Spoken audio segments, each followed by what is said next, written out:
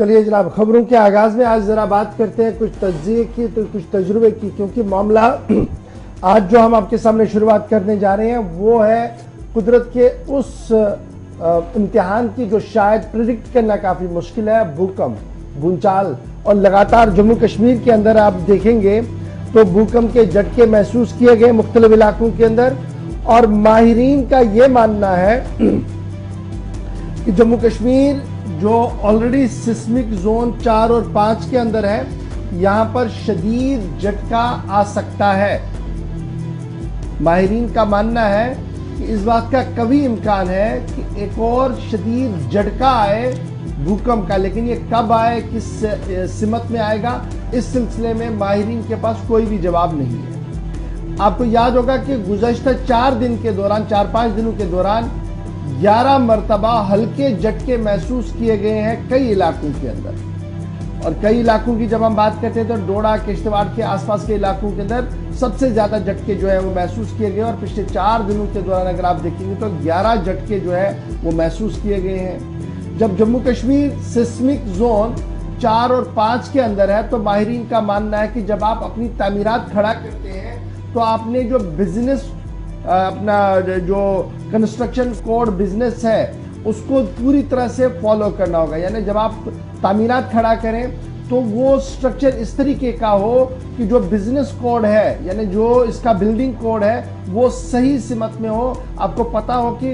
मैंने resistance proof इसको बनाना है ताकि कल अगर झटका आए वैसा ना हो। आपको याद होगा कि जब लास्ट ईयर, जब वो पिछली बार याद कीजिएगा, जब आर पार झटका हुआ था तो उसके बाद लगातार इस पर एक फोकस किया गया था कि जनाब बिल्डिंगें अब बने तो थोड़ा सा रेजिस्टेंस इसमें हो ताकि नुकसान ज़्यादा हो। लेकिन उसके बाद वो सारी चीज़ हम शायद फिर भूल गए हैं और आज ये चीज़ हम आपको याद दिला रहे हैं। डोडा डिस्ट्रिक्ट पर्टिकुलरली जब आप देखेंगे तो 2.8 से 3.4 रेक्टर स्केल तक मापा गया कि वहाँ पर पिछले कई दिनों से जो है वो चल रहा है। हिमालयाई बेल्ट के अंदर हम हैं और माहिरीन का मानना है कि सूरत हाल जो है वो तब्दील हो सकती है और ये जो हल्के हल्के झटके हैं इससे राहत भी मिल सकती है और ये अलार्म बेल भी है।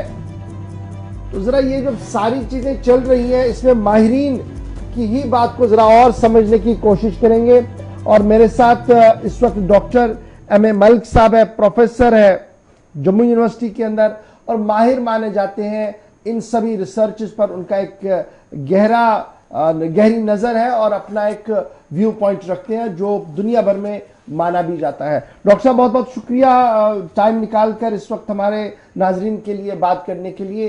जब हम जम्मू कश्मीर के पॉइंट ऑफ व्यू से देखते हैं तो ये कहा जा रहा है कि जनाब हम सिस्मिक जोन 4 और 5 में है। मजीद जब इसको खंगालते तो पता लगता है ये सिस्मिक जोन 4 और 5 जो है ये अलार्म बेल वाला मामला है जी। यहाँ कभी भी कुछ भी हो सकता है और बड़े झटके भी आ सकते हैं। ये जो खबर हम पढ़ रहे हैं, जो खबरें हम सुन रहे हैं या जो नाजरीन के साथ हम गुफ्तगू करते हैं वक्तन फवक्तन, इसमें कितनी सच्चाई है? क्या वाकईतन हम उस रेड जोन के अंदर आ चुके हैं जहां कुछ भी हो सकता है, किसी भी वक्त तबाही के मनाजिर हमारे सामने हो सकते हैं अगर हमने एहतियात नहीं बरता? शुक्रिया गुलिस्तान टीवी की मुझे बात करने का या लोगों के साथ ये कुछ चीजें शेयर करने के लिए।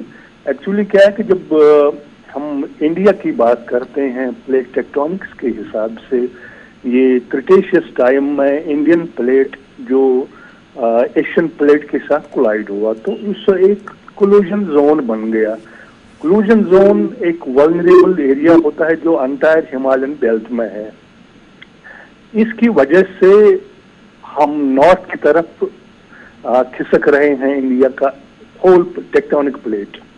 तो इस वजह से वो जो नॉर्दर्न बेल्ट है, अंटायर हिमालयन बेल्ट है, एक वल्नरेबल एरिया बनता है, वीक जोन बनता है और सिस्मिकली ज्यादा एक्टिव हो जाता है।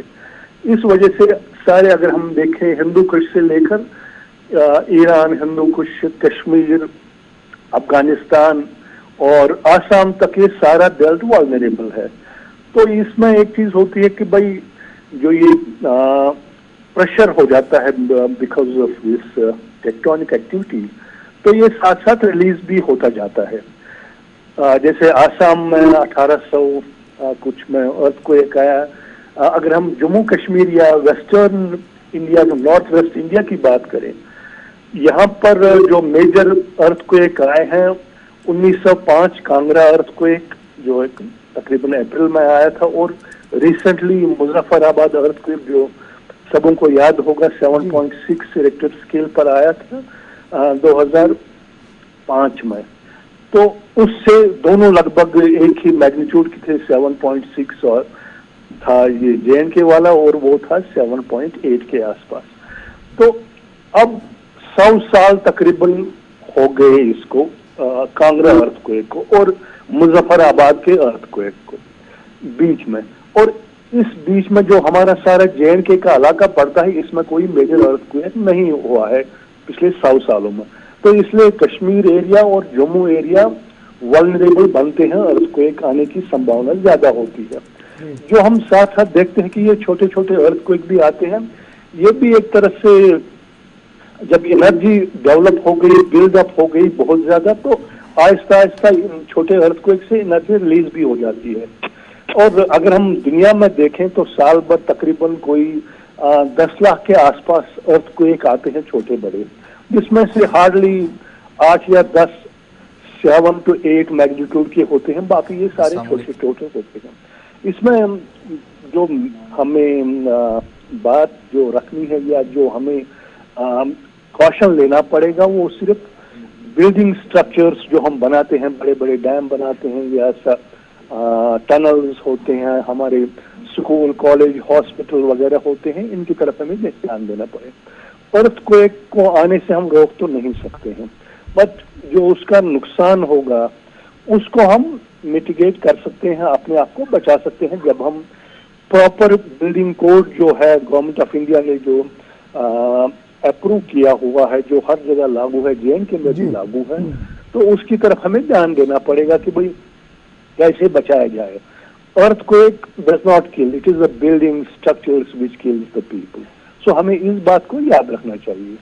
अच्छा डॉक्टर साहब, ये जो छोटे छोटे हम पिछले कई दिनों से देख रहे हैं अर्थक्वेक्स आ रहे हैं, क्या हम ये माने कि ये जो प्रेशर बन रहा था ये रिलीज हो गया और थोड़ी सी राहत होगी, या ये अलार्मिंग बेल है जिन्हें अब कुछ भी हो सकता है? क्या इसमें कोई नहीं, इसमें ये एक्चुअली क्या है कि दोनों तरह से हो सकता है। ये जब अर्थक्वेक कोई भी आता है तो ये कई मेगाटन एनर्जी रिलीज करता है, इसी तरह जो छोटे छोटे जो आ रहे हैं तो रिलीज एनर्जी होती रहती है। अब हम इसको ये कि जो कोई बड़ा अर्थक्वेक आता है उससे पहले भी ऐसे प्रिकर्सर या छोटे मोटे अर्थक्वेक आते हैं, तो ये दोनों तरफ से हो सकता है। बट इससे हमें ये इंडिकेशन मिलता है कि भाई हम वल्नरेबल हैं, हमें कॉशन लेना पड़ेगा, और ये फ्यूचर वार्निंग भी होती है कि भाई हमें संभल के रहना चाहिए। जो भी कोई हम स्ट्रक्चर बनाए, बिल्डिंग बनाए, पुल बनाए, उसकी तरफ से हमें 100% श्योर होना है कि ये अर्थक्वेक रेजिस्टेंट है। जिस तरह जापान में है, वहाँ मल्टी स्टोरीड ब्रिजेस होते हैं, बच्चे इतना नुकसान स्ट्रक्चर से नहीं होता है। अगर हम 2011 की बात करें, 9.1 या 2 मैग्नीट्यूड का अर्थक्वेक आया, मगर हार्डली वो 20,000 लोग वहां मरे, वो सुनामी की वजह से मरे, बिल्डिंग स्ट्रक्चर कोलैप्स होने की वजह से या ब्रिज रोड, उससे इतने लोग नहीं मरे, सुनामी की वजह से। तो इसी तरह हमें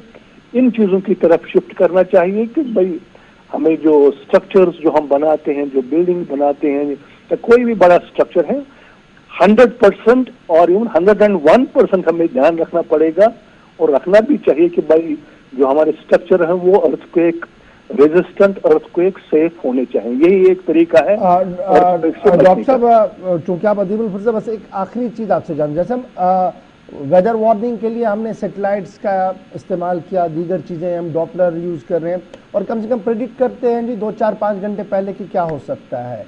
यहाँ पर अभी हमारे पास उस तरीके का कोई रिसर्च नहीं है कि हम नियर बाई है या कुछ हो सकता है। यहाँ पर सिर्फ हम एक सिस्टम के तहत चलते हैं, जो हमारी रिवायती रिसर्च हैं उनको देखते हुए ही अपनी बात सामने रखते हैं। कोई इस तरीके का अभी हमारे पास इक्विपमेंट पूरी दुनिया में नहीं है।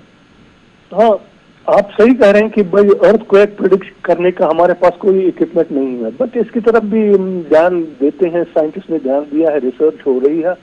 आज तक हमारे पास हार्डली एक एग्जाम्पल है 1975 की है, चाइना से एक अर्थक्वेक परफेक्टली प्रिडिक्ट हुआ था 6-7 घंटे पहले, जिससे कोई 1 लाख लोग की जान बच गई थी उस टाइम। जी। उसके से पहले या उसके बाद आज तक कोई अर्थक्वेक प्रेडिक्ट नहीं हुआ है। और मुमकिन है कि फ्यूचर हम कुछ ऐसे इक्विपमेंट या कुछ हमें मिल जाए या हम दरियाफ्त करें ताकि ये प्रिडिक्शन का मसला भी हल हो जाए। मगर प्रिडिक्शन के साथ साथ हमें जिन चीजों का खास ध्यान रखना चाहिए वो यही है कि भाई हम कैसे सेफ रहें। अर्थक्वेक को हम रोक नहीं सकते हैं आने से, और इससे बचाव क्या होगा वो बहुत इम्पोर्टेंट है। और अर्थक्वेक प्रेडिक्ट करने का हमारे पास अभी तक कोई ऐसा इक्विपमेंट नहीं है। बहुत शुक्रिया जी डॉक्टर साहब। मलिक साहब हमारे साथ ज्वाइन करने के लिए। जम्मू यूनिवर्सिटी के मारूफ प्रोफेसर हैं, रिसर्चर भी हैं, और उन्हें इस बात पर काफ़ी ज़्यादा वो तवज्जो देते हैं। लेकिन एक बात जो बड़ी सिल्वर लाइन बात जो थी, गोल्डन लाइन बात थी, वो ये थी कि हम अब स्ट्रक्चर बना रहे हैं ना, तो शायद ही हमें इस चीज़ का ख्याल रहता है कि हम सिस्मिक जोन 4 और 5 के बीच में, और सिस्मिक जोन 4 और 5 के बीच में रहने का मतलब हम अलार्म बेल के अंदर है, हम उस रेड जोन के अंदर, तो हमारे स्ट्रक्चर्स उस तरीके के हो जहां पर अगर कल अल्लाह न करे कोई इस तरीके की आफत आती भी है तो हम रेजिस्ट कर पाए, ज़्यादा जानी नुकसान ना हो। क्योंकि अक्सर देखा गया कि भूकंप जब आते हैं तो मकान गिरते हैं, बिल्डिंग्स गिरती हैं, तबाहियाँ होती हैं, तो उसके नीचे लोग दब जाते हैं। वो चीज़ें रोकने के लिए एक सुनहरी मौका यह है कि जब लास्ट टाइम ये अर्थक्वेक आया था तो ये बातें कही गई थी। आज हमने इसलिए ये बात की क्योंकि लगातार